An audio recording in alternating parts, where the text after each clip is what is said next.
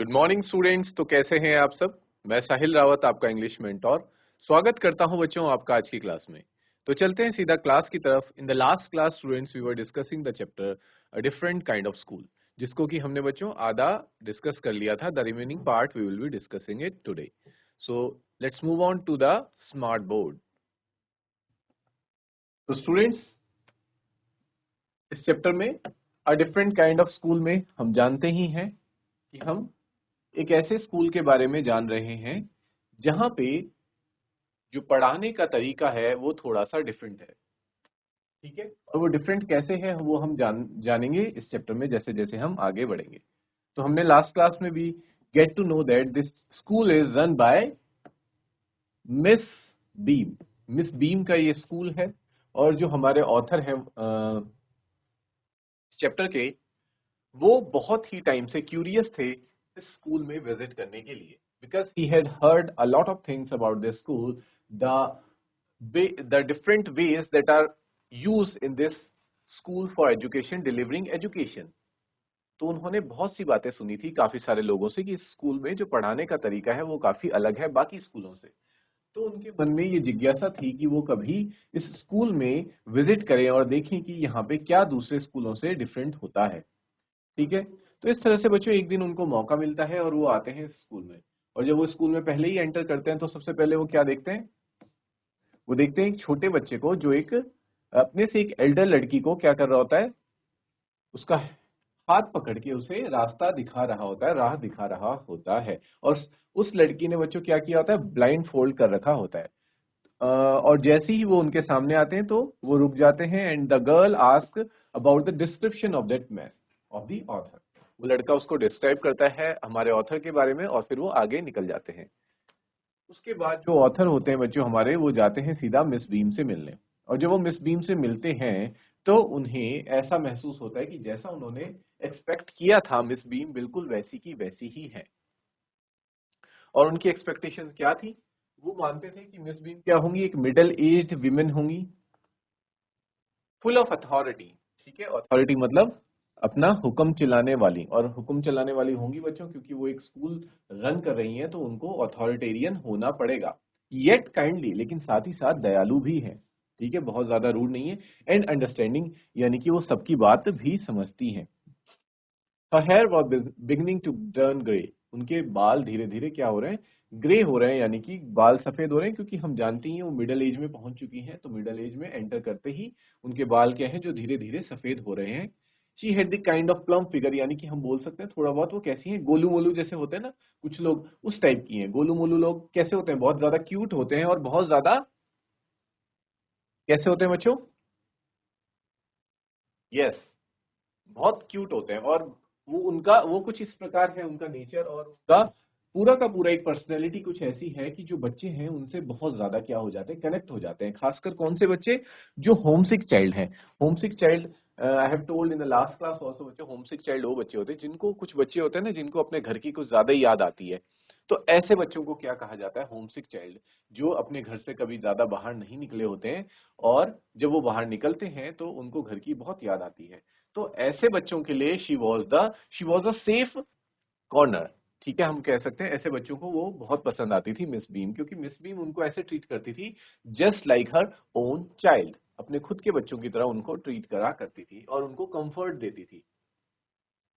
फिर हमारे जो ऑथर हैं वो कुछ सवाल जवाब करते हैं मिस बीम से कि आप क्या पढ़ाते हैं अपने बच्चों को स्कूल में, क्या करते हैं। तो वो बोलती हैं कि हम बच्चों को ज्यादा कुछ नहीं पढ़ाने में, तो हम सिर्फ और सिर्फ we focus on teaching them the simple spellings, adding, subtracting, multiplying and writing. ठीक है, ये सब चीजें ही सिखाते हैं, लेकिन हमारा मेन फोकस होता है कि हम क्या करें, उनके अंदर एक अंडरस्टैंडिंग डेवलप करें, और उनको जो बाकी की चीजें हैं वो कैसे समझाई जाए, उनसे इंटरेस्टिंग इंटरेस्टिंग बातें करके उनको समझाई जाए, ना कि एक लेसन के थ्रू उनको समझाया जाए। मैंने लास्ट क्लास में बच्चों बहुत अच्छे से समझाया था कि अगर आपको किसी नॉलेज को किसी छोटे बच्चे को डिलीवर करना है तो आप एक लेसन के रूप में उसे डिलीवर नहीं कर सकते। अगर आप उसको एक कहानी के रूप में उसे समझाते हैं जो कि उसे बहुत ज्यादा इंटरेस्टिंग लगती है, तब शायद वो आपकी बात को इजीली समझ सकता है।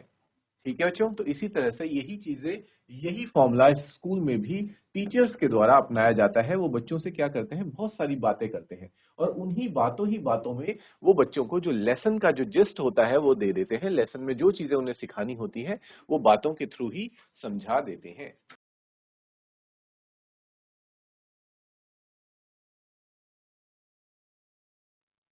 देखिए बच्चों, यहाँ पे भी आप देख सकते हैं प्लम का मीनिंग काइंडली, जो मैंने बोला था जो मिस बीम है वो कैसी है, काइंडली है, यानी कि फ्रेंडली है, सबके साथ दोस्त जैसा वो व्यवहार करती है, मित्रता का उनका व्यवहार रहता है। प्लम्प यानी कि थोड़ी सी स्टाउट या फिर प्लेजेंटली फैट, एक होता है बहुत ज्यादा मोटा होना और एक होता है हल्का फुल्का सा मोटा होना, जो कि क्या लगता है लोगों को अच्छा भी लगता है। चबी चबी जिसे हम बोलते हैं, चबी लोग, ठीक है। तो ये आप समझ सकते हैं बच्चों।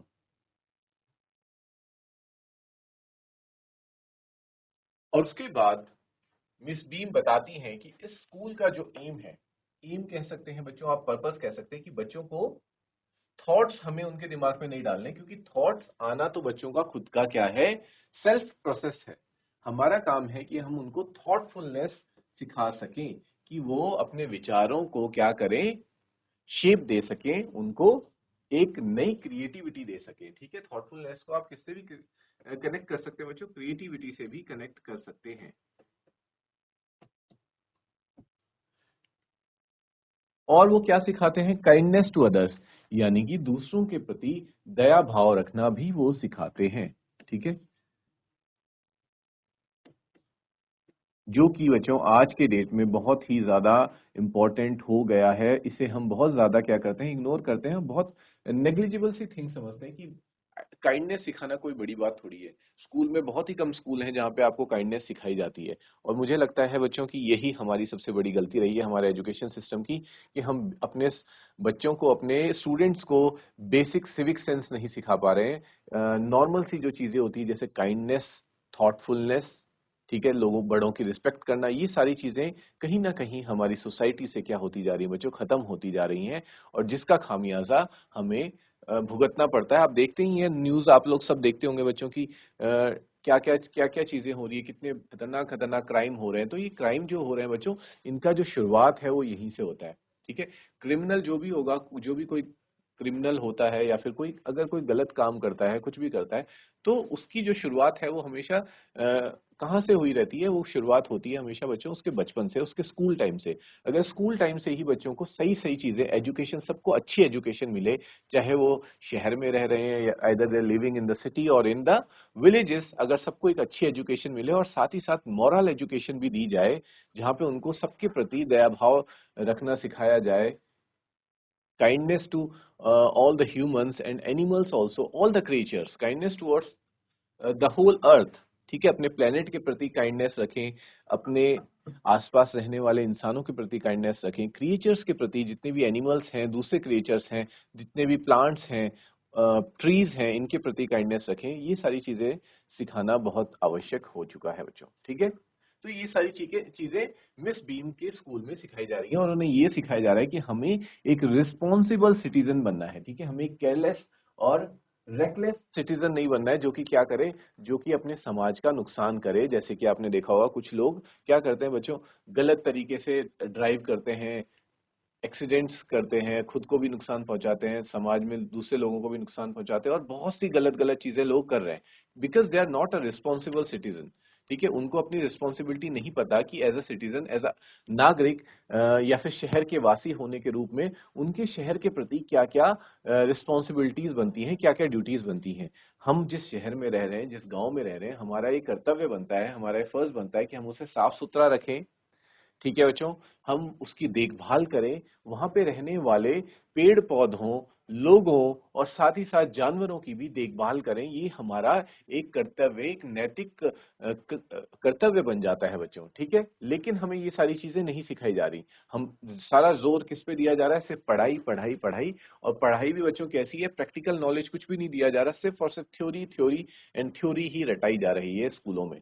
तो ये चीज कहीं ना कहीं बच्चों क्या है, नुकसान पहुंचा रही है हमारे पूरे के पूरे एजुकेशन सिस्टम को, इवन हमारी सोसाइटी को, and on the long run हमारे नेशन को के लिए ये चीज बहुत ज्यादा बेकार होती जा रही है। ठीक है, इसलिए मिस बीम ये कहती है कि हम सबसे पहले इन्हें सिखाते हैं अपने बच्चों को एक रिस्पॉन्सिबल सिटीजन बनना। ठीक है, एक जिम्मेदार नागरिक बनना सिखाना बहुत जरूरी है, ताकि उन लोगों को वो अपनी ड्यूटीज के प्रति अवेयर रहें कि उनकी क्या क्या ड्यूटीज बनती हैं। ठीक है,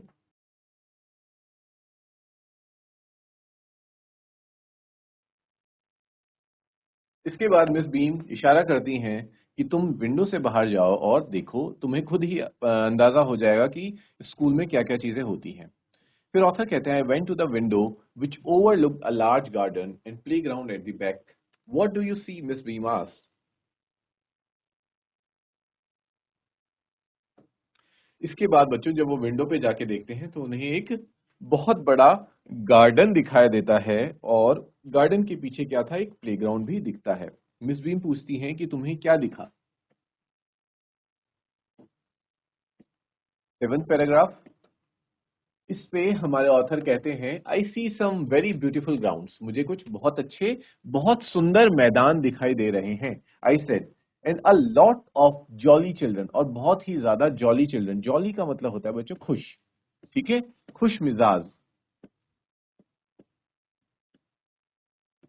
कैसे बच्चे दिख रहे हैं, खुश मिजाज बच्चे दिख रहे हैं, यानी कि जितने भी बच्चे दिख रहे हैं उनके चेहरों पे क्या है, एक मुस्कान है, एक खुशी है। और ये खुशी होना बच्चों बहुत ज्यादा जरूरी है लाइफ में। चाहे आप किसी भी फील्ड में हो, किसी भी रोल में हो, किसी भी स्टेज में हो लाइफ के, ये खुशी बहुत ज्यादा मैटर करती है।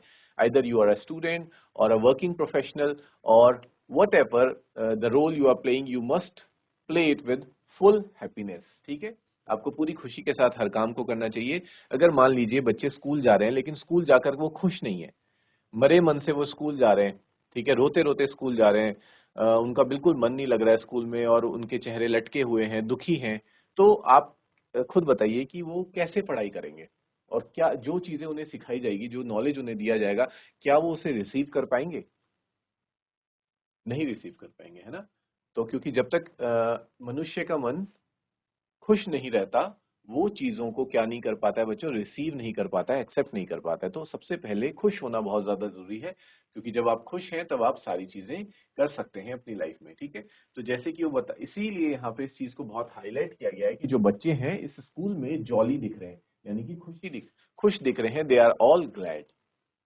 जबकि दूसरे स्कूल्स में ऐसा नहीं होता है। ठीक है, काफी सारे स्कूल्स में जहाँ पे ऐसा होता है, देखने को मिलता है कि बच्चे बहुत खुश होते हैं स्कूल, कुछ बच्चे स्कूल जाने के लिए खुश होते हैं, कुछ बच्चे स्कूल जाने के लिए खुश नहीं होते, क्योंकि जो हमारा एजुकेशन सिस्टम है, फिर से मैं बात उसी पे ले आऊंगा, वो इतना ज्यादा हेक्टिक हो चुका है, कंपटीशन इतना ज्यादा क्रिएट कर दिया है कुछ स्कूलों ने, कि बच्चे हर वक्त क्या रहते हैं, बर्डन में रहते हैं। They are all under the burden of studies. इतना ज्यादा बर्डन डाल दिया गया है, होमवर्क पे होमवर्क, ये होमवर्क वो होमवर्क, ये सारी चीजें, टेस्ट वगैरह, एग्जाम्स, ये सब इतना ज्यादा बच्चों पे प्रेशराइज कर दिया गया है कि उनकी जो खुशी है वो उड़ गई है।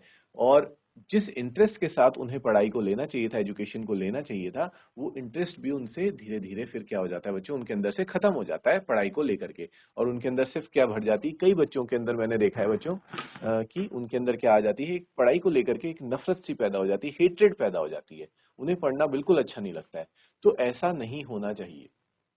ठीक है, आगे बढ़ते हैं। It pains me though to see that they are not also healthy and active looking.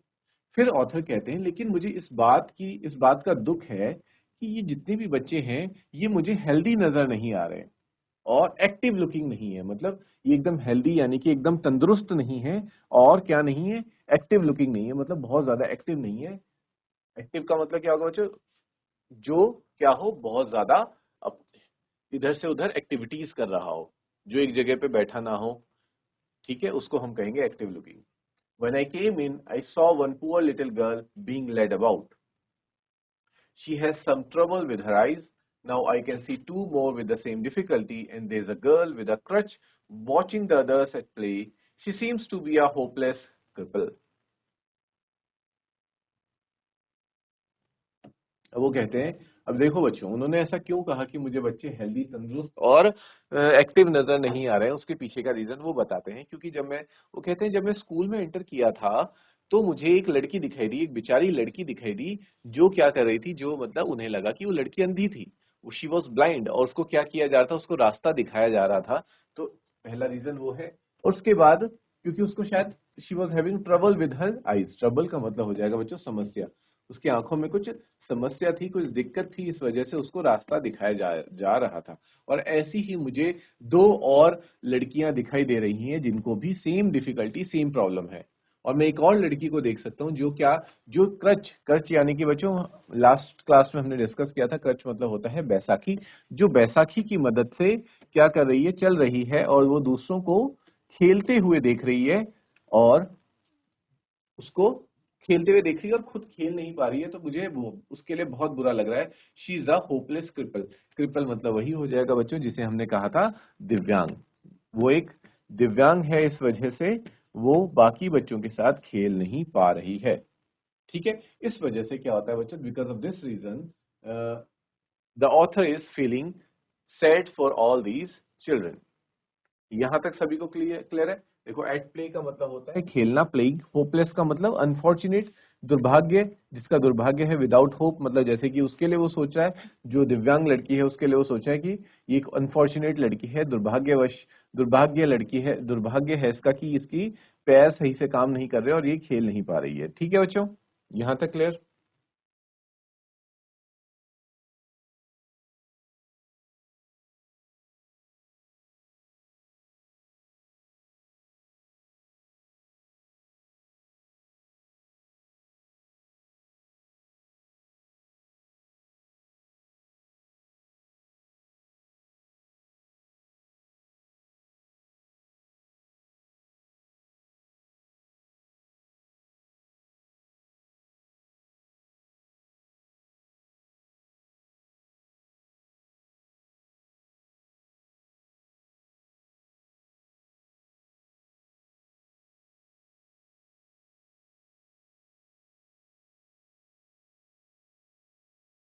8th paragraph students,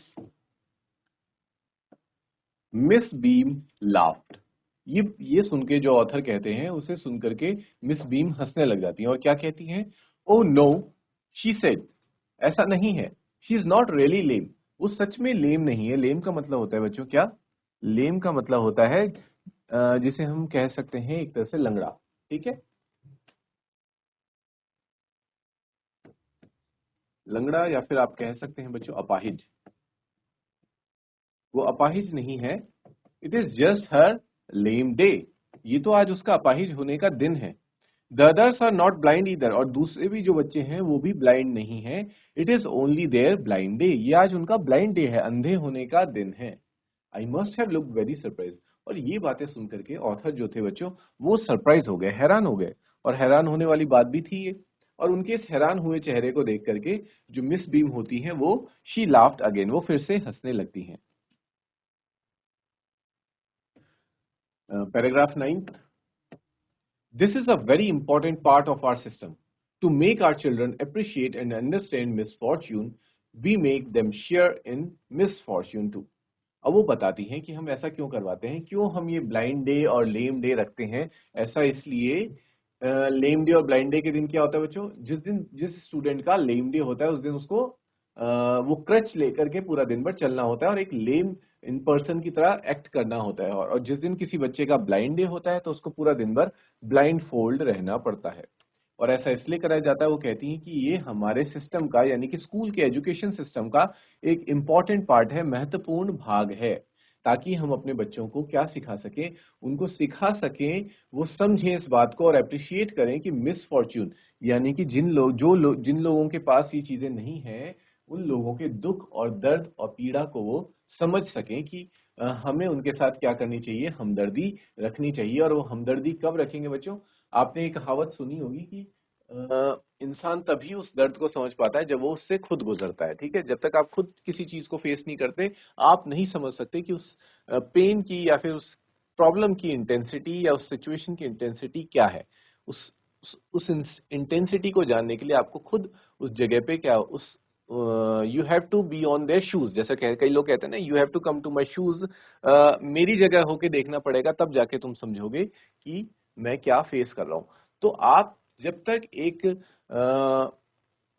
disable person की लाइफ को जिएंगे नहीं, उसकी तरह बन के एक्ट नहीं करेंगे, तब तक आप नहीं समझ सकते कि कितनी सारी प्रॉब्लम्स वो फेस करते हैं।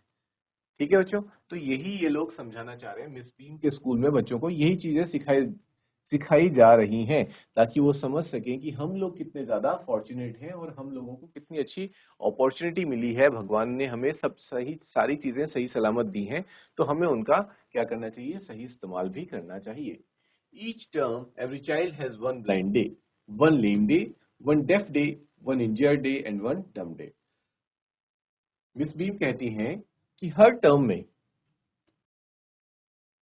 लाइक स्टूडेंट्स आप लोगों के टर्म होते हैं, उसी तरह से उस स्कूल में भी टर्म्स हैं, फर्स्ट टर्म सेकंड टर्म। हर टर्म में हर स्टूडेंट को के पास एक दिन क्या होता है, एक ब्लाइंड डे आता है, जिस दिन उन्हें एक अंधे व्यक्ति की तरह एक्ट करना होता है। एक लेम डे होता है, जिस दिन उन्हें क्रच यूज करके एक लंगड़े की तरह चलना होता है। एक डेफ डे, जिस दिन वो सुन नहीं सकते। मैं लिख देता हूं यहाँ पे बहरा।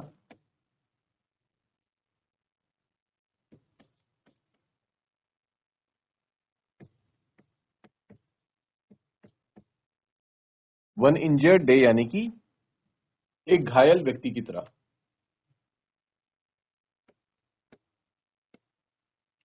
एंड वन डम्ब डे, यानी कि एक गूंगे इंसान की तरह।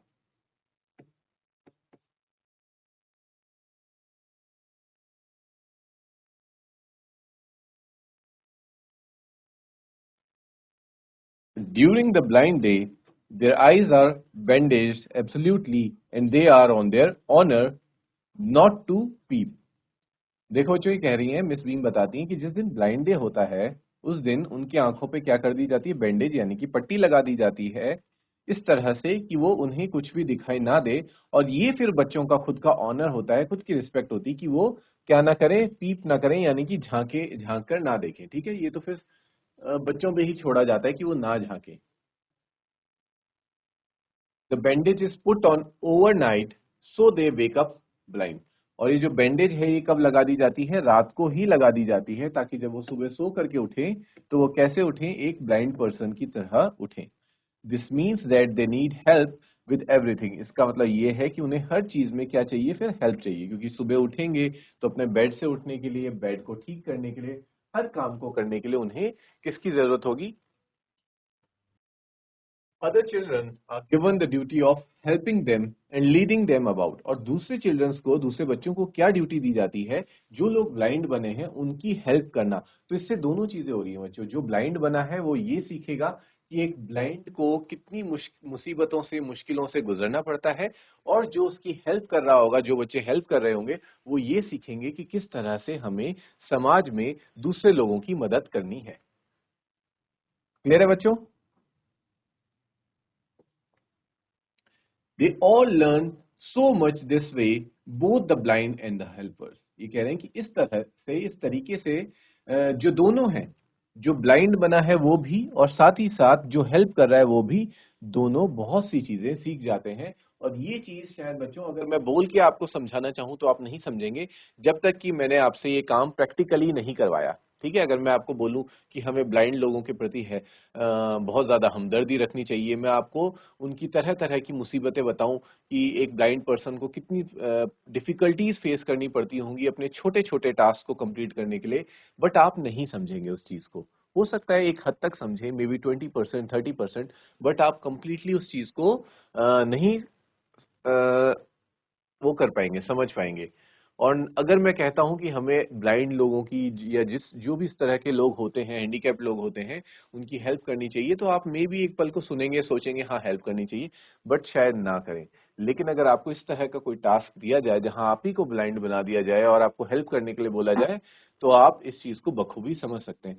तो हम जान पा रहे हैं बच्चों कि मिस बीम के स्कूल में वो किस किस तरह के तरीकों को अपना रही हैं, बच्चों को जो किताबी ज्ञान है, जो नॉलेज बुक में रहता है, वो बच्चों को प्रैक्टिकली रूप में समझाने के लिए कैसे कैसे मेथड्स को वो यूज कर रही है।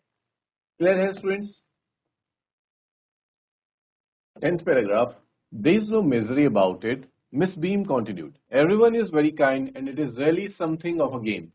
Before the day is over, though, even the most thoughtless child realizes what misfortune is. वो कह रही है इसमें कोई बुरी बात नहीं है, कोई मिजरी जैसी बात नहीं है, कोई डिफिकल्टी या अनप्लीजेंटनेस यानी कि कोई बुराई नहीं है ऐसा करने में।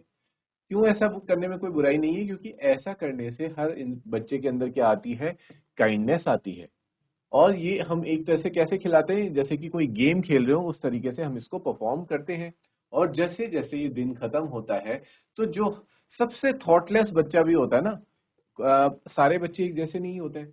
कुछ बच्चे होते हैं जो कैसे होते हैं, बहुत ज्यादा थॉटफुल होते हैं, वो बहुत ज्यादा विचारशील होते हैं, हर बात को गंभीरता से समझते हैं। लेकिन कुछ बच्चे ऐसे भी होते हैं जो बहुत ही रेकलेस होते हैं, नासमझ होते हैं, चुलबुले होते हैं, नटखट होते हैं, वो इन बातों को नहीं समझते। अगर उनको कोई चीज समझाई जाए तो शायद समझे भी ना। लेकिन जब उनसे इस तरह का एक्ट या फिर एक गेम खिलाया जाता है, तो जैसे जैसे जब डे एंड होने वाला होता है, जब ये गेम खत्म होने वाला होता है, तो ऐसे शैतान बच्चे भी बच्चों इस चीज को रियलाइज कर जाते हैं कि मिस फॉर्च्यून क्या होता है। यानी कि अगर आपके साथ कुछ ऐसी घटना घटी है कि आप किसी भी रीजन से या फिर बाय बर्थ या फिर बाय सम एक्सीडेंट आप क्या हो गए, हैंडीकैप हो गए, तो वो उस प्रॉब्लम को, उस सिचुएशन को समझ पाते हैं, रियलाइज कर पाते हैं। क्लियर है बच्चों?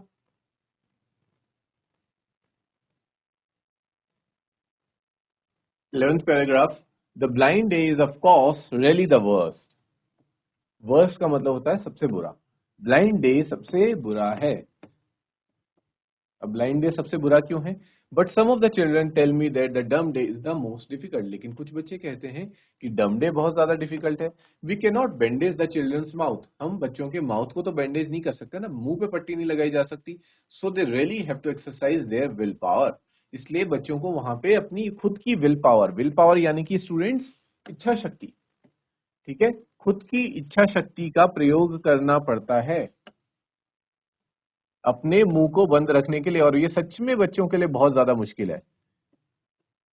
आप सभी भी स्टूडेंट्स हैं, आप भी अगर आपको बोल दिया जाए कि आपको पूरा दिन भर मुंह बंद करके बैठे रहना है, तो मुझे लगता है शायद ये आप लोगों के लिए ब्लाइंड फोल्ड होने से भी बड़ा टास्क, डिफिकल्ट टास्क हो सकता है। Am I right students? Yes. Come into the garden and see for yourself how the children feel about it. तो बताइए बच्चों, आपको क्या लगता है कि ब्लाइंड फोल्ड रहना पूरा दिन भर बहुत मुश्किल है, या फिर क्या कहते हैं, डम रहना पूरा दिन भर ज्यादा मुश्किल है? ओके, तो इस चीज को आप आपस में डिस्कस कर सकते हैं। मिस बीम कहती हैं कि चलो मेरे साथ आप गार्डन में चलो और खुद से देखो कि क्या क्या बच्चे कर रहे हैं। Miss Beam led me to one of the bandaged girls. He is a gentleman, come to talk to you, said Miss Beam and left us. Miss beam एक बैंडेज लड़की के पास, यानी कि जिसने पट्टी लगा रखी है अपनी आंखों में, उसके पास मुझे ले जाती हैं और कहती हैं कि ये जेंटलमैन है, आपसे बात करने आए हैं। और ये कह के वो हम दोनों को वहां छोड़ के चली जाती हैं। फिर ऑथर कहते हैं 13 पैराग्राफ में, डोंट यू एवर पी? क्या तुम झांक कर नहीं देखती सामने? I asked the girl. Oh no, she exclaim, that would be cheating. वो कहती है नहीं, मैं नहीं देखती ऐसा, क्योंकि फिर तो वो चीटिंग हो जाएगी। But I had no idea it was so awful to be blind. पर मुझे नहीं पता था कि ब्लाइंड होना इतना ज्यादा ऑफुल होता है। ऑफुल यानी कि बच्चों यहाँ पे लिखा भी है बैड, या फिर हम कह सकते हैं भयानक। बहुत ज्यादा भयानक हो सकता है, क्योंकि थोड़ी देर के लिए ब्लाइंड फोल्ड होना कोई बड़ी बात नहीं है, लेकिन पूरा दिन भर ब्लाइंड फोल्ड रहना बच्चों बहुत ज्यादा डिफिकल्ट होता है। आपने वो गेम तो खेला ही होगा जिसमें हम क्या कहते हैं, ब्लाइंड फोल्ड कर देते हैं एक पर्सन को, और फिर बाकी सब उसके इधर उधर दौड़ रहे होते हैं, उसको पकड़ना होता है किसी को। तो थोड़ी देर के लिए ब्लाइंड फोल्ड चलता है, और उस वक्त भी हमें कितनी प्रॉब्लम हो रही होती है ना, कि हम कैच करने में अपने किसी दूसरे फ्रेंड्स को नहीं पकड़ पा रहे होते हैं। तो सोचिए कि अगर आपको पूरा दिन भर के लिए ब्लाइंड फोल्ड कर दिया जाए तो कितनी प्रॉब्लम्स आएंगी। तो इसीलिए वो कहती है कि बहुत बुरा होता है, बहुत भयानक होता है। You can't see a thing, आप कुछ भी नहीं देख सकते हैं। You feel you are going to be hit by something every moment. हर वक्त ऐसा लग रहा होता है कि बस आप अभी किसी चीज से टकराने वाले हैं। ऐसा लग रहा होता है बच्चों, अगर आपने भी कभी ब्लाइंड फोल्ड होके देखा हो तो। It's such a relief just to sit down. और उस वक्त सिर्फ ऐसा लगता है कि अगर हम बस एक जगह बैठ जाए तभी हमें रिलीफ मिलेगा, क्योंकि हम थोड़ा सा भी मूव करते हैं लेफ्ट राइट अप डाउन तो हमें लगता है कि हम किसी चीज से टकरा ना जाए। Are your helpers kind to you? I asked. तो जो ऑथर होते हैं वो पूछते हैं कि जो तुम्हारे हेल्पर हैं वो क्या तुम्हारी अच्छे से हेल्प कर रहे हैं, वो तुम्हारे साथ काइंड है, मतलब अच्छे हैं, दयालु हैं, ऐसा तो नहीं कि तुम्हें ऐसे ही छोड़ दे रहे हो और तुम इधर उधर टकरा रही हो। 14 पैराग्राफ में इस पे वो कहती है, fairly but they are not as careful as I shall be when it is my turn. वो कहती है हाँ ठीक ठाक है, लेकिन इतने वो केयरफुल भी नहीं रहते, वो इतने ज्यादा सावधान, केयरफुल मतलब इतने सावधान नहीं रहते जितना कि अगर मेरी टर्न जब होगी उन्हें हेल्प करने की, जितना मैं रहूंगी। क्योंकि सावधान रहना बहुत जरूरी है, क्योंकि अगर आपका जो हेल्पर है वो सावधान नहीं है तो आप गलत जगह पैर रख सकते हैं, आपका पैर मुड़ सकता है या आप किसी चीज से हिट हो सकते हैं। As I shall you when it is my turn, those that have been blind already are the best helpers. और जो ब्लाइंड पहले से होने का, जो ब्लाइंड फोल्ड हो फेस कर चुके होते हैं, वो बहुत अच्छे हेल्पर बनते हैं, क्योंकि उन्हें पता होता है जब वो ब्लाइंड बने थे तो उनको कितनी हेल्प की नीड थी, इसलिए जब कोई सामने वाला पर्सन ब्लाइंड बनता है तो उसकी बहुत अच्छे से वो हेल्प करते हैं। और जो खुद ब्लाइंड नहीं बना होता आज तक, तो उसको हेल्प करना मुश्किल हो जाता है। फिर यहाँ पे घूम फिर के बच्चों वही बात आ रही है जो मैंने आपको बोली थी, कि जब तक हम किसी चीज को खुद से महसूस नहीं करते, हम उसकी इंटेंसिटी को नहीं जान पाते। तो जब तक आप खुद ब्लाइंड नहीं बन के एक बार देखेंगे तो आप एक अच्छे हेल्पर नहीं बन सकते। और जो एक बार ब्लाइंड का रोल कर लेता है, वो एक बहुत अच्छा हेल्पर भी बन जाता है, जैसा कि ये लड़की भी कह रही है बच्चों। ठीक है। I wish you would try, it's perfectly गैसली not to see, I wish you would try, shall I lead you anywhere. इस पे ऑथर कहता है कि क्या मैं तुम्हें कहीं लेकर के जाऊं।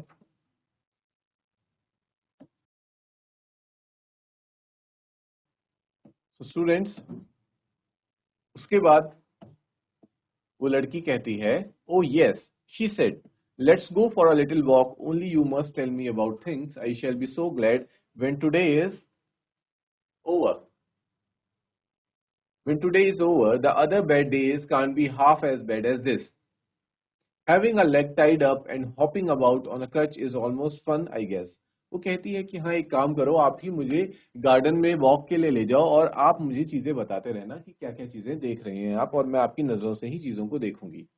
वो कहती है कि और बाकी का बस आज का दिन खत्म हो जाए, क्योंकि और दिन आज के दिन के हाफ भी खराब नहीं हो सकते, क्योंकि सबसे ज्यादा मुश्किल ब्लाइंड डे ही है। क्योंकि जिस दिन हमें क्या होना है, जो हमारा लेम डे होगा उस दिन तो बस हॉपिंग करना, मतलब जंप करना होता है एक जगह से दूसरी जगह क्रच की मदद से, उसमें तो बहुत ज्यादा फन होता है, बहुत ज्यादा मजा आता है।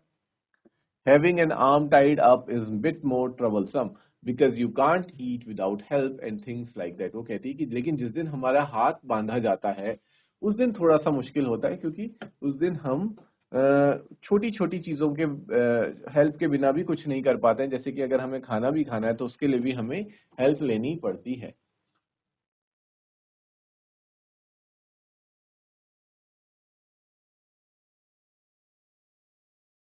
सो स्टूडेंट्स, हमने देखा कि किस तरह से इस स्कूल में मिस बीम जो है वो अपने स्टूडेंट्स को चीज़ें सिखाती हैं, कि किस तरह से वो क्या कर सके, मिस फॉर्च्यून को समझ सकें, अंडरस्टैंड कर सकें और रियलाइज कर सकें इस बात को कि एक ब्लाइंड पर्सन होना कैसा होता है, एक डम पर्सन होना कैसा होता है, और बाकी सारी चीज़ें भी वो समझ सकें। तो हमने ये सारी चीज़ें देखी और हम जान पाए कि किस तरह से ये स्कूल बाकी स्कूल से डिफरेंट है।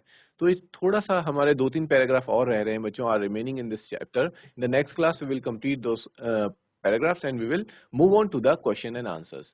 So students, till then, take care, have a good day, and thank you students.